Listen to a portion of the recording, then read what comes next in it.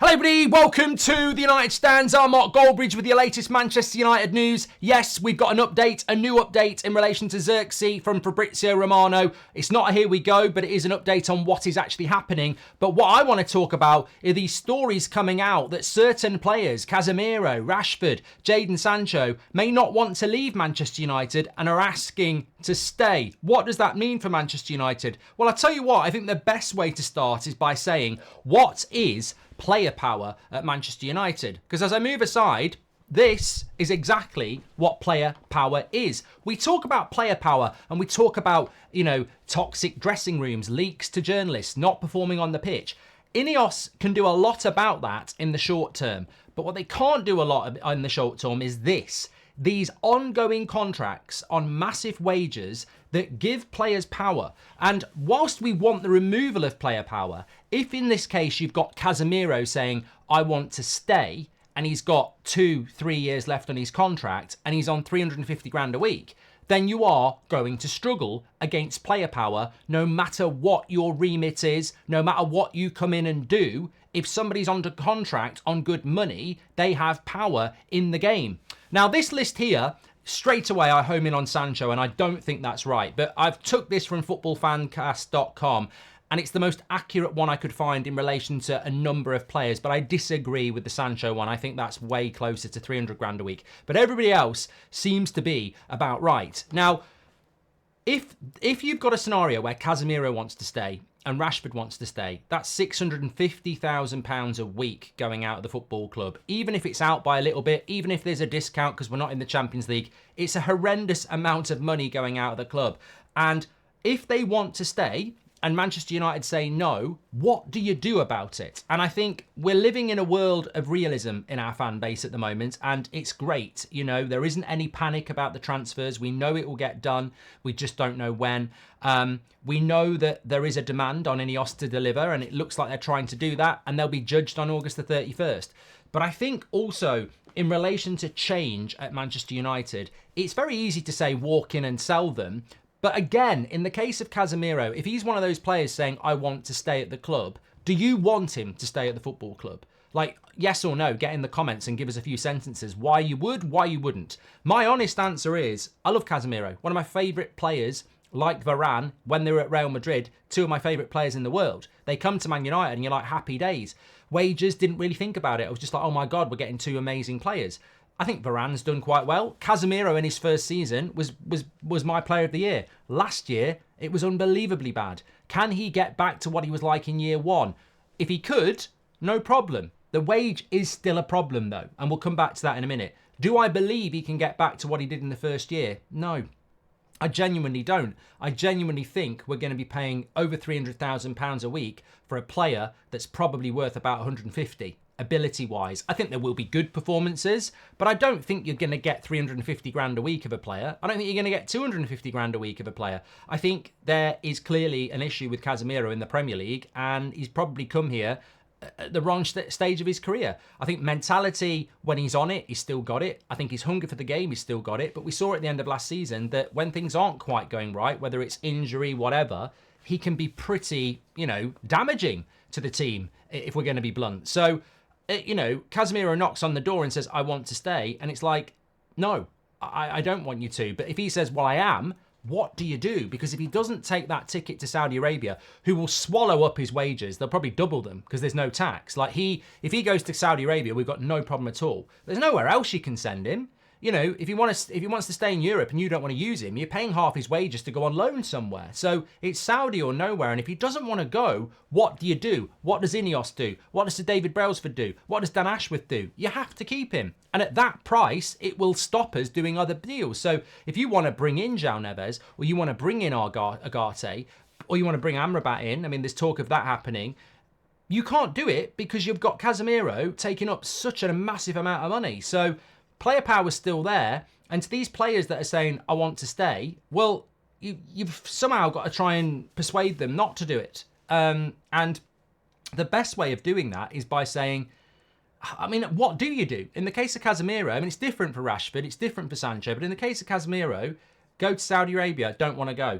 Well, we're not picking you then. Well, you better send me on loan somewhere. Well, we're not doing that. So you're just going to keep me in the reserves on 350 grand a week. Suddenly you've got a problem, haven't you? So yeah, it is a big, big problem. And this fits in with what we were saying about Bruno Fernandes. I mean, one thing I wanted to ask you, when you look at that list and you've got Bruno Fernandes, who's got massive offer from Saudi Arabia, massive wage offer, 240 grand a week at Man United, he's probably clearing about 120 grand a week because 50% will be going on tax. 120 grand a week in his pocket. Saudi Arabia are saying, well, you'll walk away with $500,000 a week in your pocket, no tax. Boom. So it's life-changing. It's nearly 5 times what he's getting now. It's just unbelievable money. Knocks on the door of United and says, look, they're offering ridiculous money. I don't really want to go. I think it's a bit early for me. I want to stay here. I enjoy it here. I'm the captain. I love it. But they're offering life-changing money. I wouldn't normally ask this, but I look at this list that I've just seen on the United stand and, you know, Mason Mount's on more money than me. Martial's gone now, but you were paying him more than me. Rashford's on more than me. Sancho's on more than me. Casemiro's still here. He's on 110 grand a week more than me. And Varane was on nearly 100 grand a week more than me. With all due respect, either get rid of those players higher than me or put me on a wage that puts me as the top earner. And as I said this morning, I completely agree with that. And this is a problem that we have. Bruno Fernandes knocking on that door when he's got life-changing money from Saudi has got every right to say, I don't want to go, but if I'm staying, I can, you know, I'm happy on 250 grand a week if I'm the top earner at this football club. And yeah, there might be 500 grand a week in Saudi, but I'm happy where I am. That could still be there in 2 years' time. But what I can't do is turn my back on that and then play here as, you know, the 5th top earner. You know, I need to be, you've got to, you know, it's just not fair. And that's the problem, isn't it? Because how do you solve that for Bruno Fernandes? Do you give him 340 grand a week to put him as the top earner? Do you give him 300 grand a week to put him level with Rashford? Can you afford to do that? It sends the wrong message about your wage. Or do you get rid of Sancho, get rid of Casemiro, Varane's already gone, Martial's already gone, get rid of Rashford and bump Bruno's wage up to 250, so he's, you know, or 255, so he's the top earner. And, you know, ideally, if that became a problem, that is what I would want to do. But again, you go back to this problems inherited by Ineos because, and can I just say this as well? It must be so interesting how Ineos and Sir Jim have done a deal with the Glazers and Joel Glazer. Because when you're looking at this nonsense, you're working with the prat who signed it off still. You know, you're trying to build a new stadium. You're trying to bring in expertise. You're trying to rebuild Man United. And at every corner, you're walking into a pile of shit. And you're still working with this guy who's got a smile on his face going, yeah, let's work together. And you look at this and go, right, Joel, this is the 10th time this week. I can't put up with the smile anymore. You were in charge. Why is Old Trafford rusting? Why have we got a crap training ground? You know, all this stuff. And now, why, who, what prat gave these wages out? At what point did you think it was a good idea? And maybe Joel and Avram will go, well, look, you know, we were told by Ed Woodward or Richard Arnold that we needed to pay these wages because these players were going to be changing for us, so we bought them. You know, we're not the expert. Maybe they can palm it off to Woodward, and maybe they can palm it off to Arnold. I mean, to be fair, you know, I would have some sympathy with that. But if you're Sir Jim Radcliffe, you're looking at this and you're going, look, Bruno's our most important player.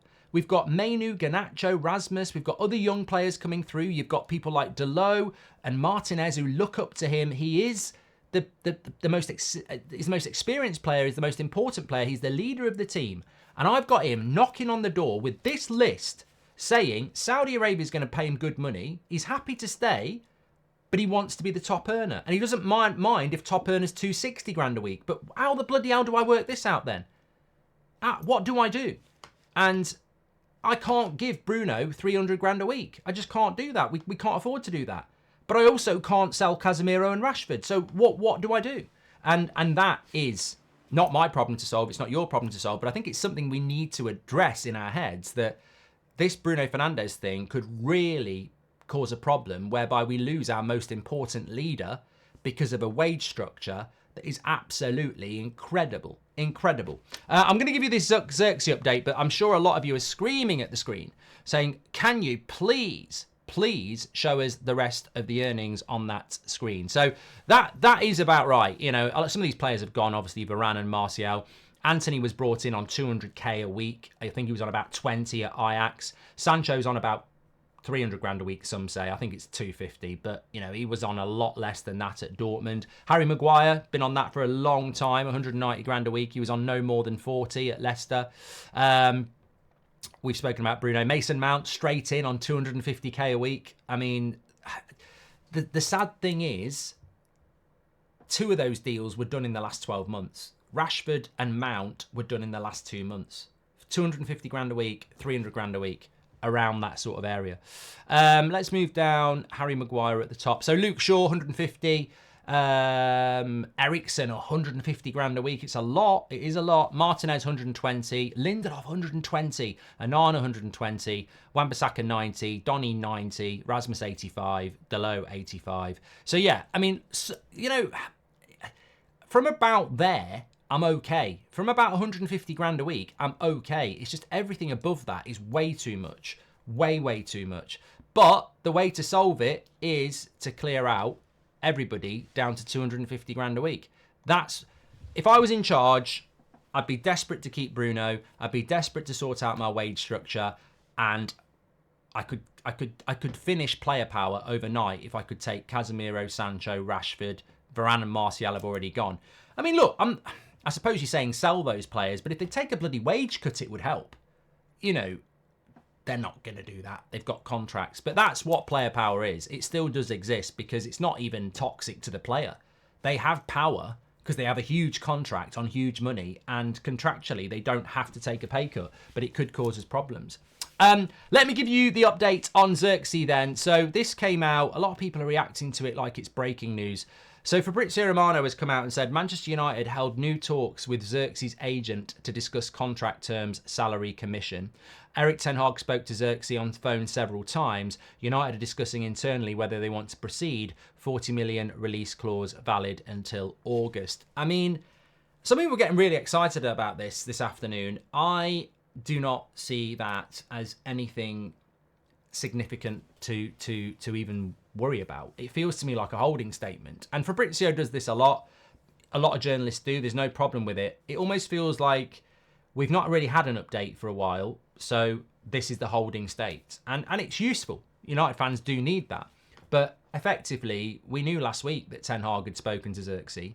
We know that the release clause is valid till August, and we know that the hold-up at the moment is probably because Zirkzee's playing in the Euros. Now, whether United are deciding to go ahead or not, apparently there's been no talks with AC Milan and Zirkzee's agent for days. So I just think this is still to do with the Euros. I think if he was not playing in the Euros, this would have been resolved by now, but his mind is probably on that, training. And I still think Ronald Koeman might have said to that entire Dutch squad, nobody's doing any transfers whilst we're still in the tournament, because nothing's happening with Frimpong. I don't think there's a Dutch player in that squad that's done a transfer, if I'm right. So maybe that's something to do with it. But look, I still would say 90% we're going to get Zirkzee. I would still say that Man United have swooped in late. I mean, the big thing with Zirkzee is the evidence is already out there. He was going to AC Milan. Up until mid-June, he was going to AC Milan. Then Manchester United swooped in to hijack the deal and everybody reported it. When you swoop into a deal late, you don't walk away and go, we're not so sure. So we're in there. If we don't get him, it's embarrassing, but I think we will get him. Simple as that. Also a report from Italy about Amrabat to say that Fiorentina, if Amrabat doesn't sign for Manchester United, Fiorentina just want 12 million for him. I think he's got 1 year left on his contract. We would get him for 10, having already played 15. I suppose the frustrating thing for Manchester United here is that we've already paid them 10 for the loan, and then we've got to give them another 15, I think. And yet, you know, another club's just going to pay 12 and get him. So maybe there's a little bit of wiggle room there. But I don't know what happens with Amrabat, because I personally think that Ten Hag wasn't that impressed with him. And I think he did well at the end of the season. But I don't get the feeling that we'll keep Amrabat. I really don't think that he is a player that we're looking to keep. But some people, you know, I sort of agree with some people that if you were bringing in a Neves or an Ugarte and you were selling a McTominay and an Eriksen, keeping Amrabat as a, you know, an option in the midfield for 10 million probably wouldn't be a bad deal. But I just don't know whether, I don't know. And that's got to go through not just Ten Hag, that's got to go through Ashworth, Barada, Wilcox. And I just don't think he'll get the sign off all of them. But I might be completely wrong with that. Anyway, I hope you've enjoyed the video. Get your comments in below. Loads to get involved with there. What are your thoughts on Zirkzee and Amrabat? But more importantly, what are your thoughts on these players that might want to stay? You know, if Rashford's staying, he wants to stay, and Casemiro staying, he wants to stay. And, you know, what do you do with Jadon Sancho? And what do you do with Bruno when he's knocking on the door and saying, look, I don't, you know, I can go and earn massive money in Saudi Arabia. I don't want to go, but you can't have me playing here as not the top earner. I think he's right. But what do you do about that? You can't give Bruno 300 grand a week. But on the other hand, it's not fair that he's on less money than Mason Mount and Marcus Rashford and Casemiro. So what do you do with that? Ideally, you reset the top wage to 250 and no one's on more than that. But the only way to do that is to sell players, and they would be significant players to sell who might not want to go. Get your comments in below. And also, of course, that's not Ineos's fault. We're paying the price, and we will be for years, for stupid contracts that never should have been given out, 2 of which were last summer. Thanks for watching. Smash a like and subscribe. I'll speak to you on the next one.